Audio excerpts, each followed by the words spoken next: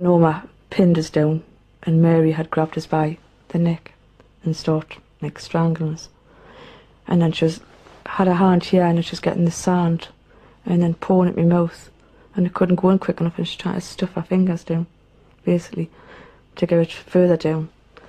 And obviously I was terrified. And I think Norma was a little bit frightened when she seen what Mary was doing, because Norma jumped up. And by that time, she had jumped up and I managed to struggle and get free and run home.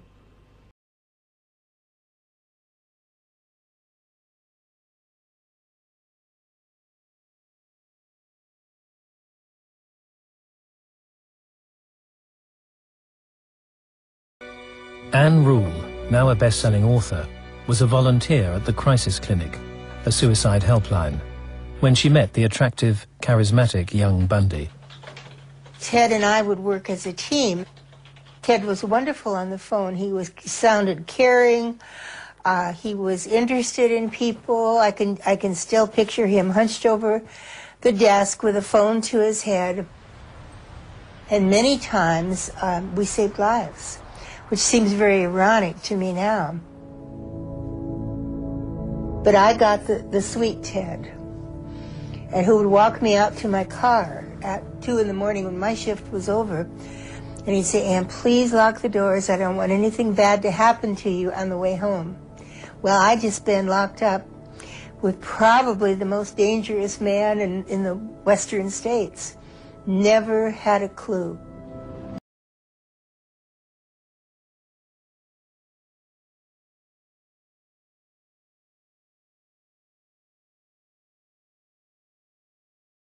As an electrician, husband, and father, the 28-year-old appeared to be a model citizen, but under the surface simmered disturbing and increasingly violent desires.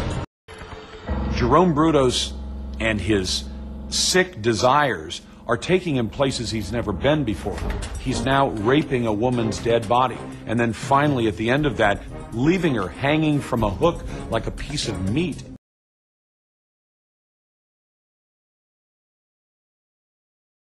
Is the scariest and most deranged of all American serial killers.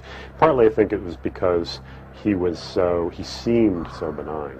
At the time of his arrest, he was this old, grandfatherly-looking guy. I mean, seemingly very, very benign and harmless, sort of stoop-shouldered and grizzled. But he was an incredibly demented child murderer, torturer, who had spent really his whole life preying on young children. My dear Mrs. Budd, I call on you at 406 West 15th Street. Brought you pot cheese, strawberries. We had lunch. Grace sat in my lap and kissed me. I made up my mind to eat her on the pretense of taking her to a party. You said yes, she could go. I took her to an empty house in Westchester I had already picked out. When we got there, I told her to remain outside. She picked wildflowers. I went upstairs and stripped all my clothes off. I knew if I did not, I would get her blood on them. When all was ready, I went to the window and called her. Then I hid in a closet until she was in the room. When she saw me all naked, she began to cry and tried to run downstairs. I grabbed her and she said she would tell her mama. First I stripped her naked. How she did kick, bite, and scratch. I choked her to death, then cut her in small pieces so I could take my meat to my rooms, cook and eat it. How sweet and tender her little ass was roasted in the oven. It took me 9 days to eat her entire body. I did not fuck her, though I could have had I wished. She died a virgin.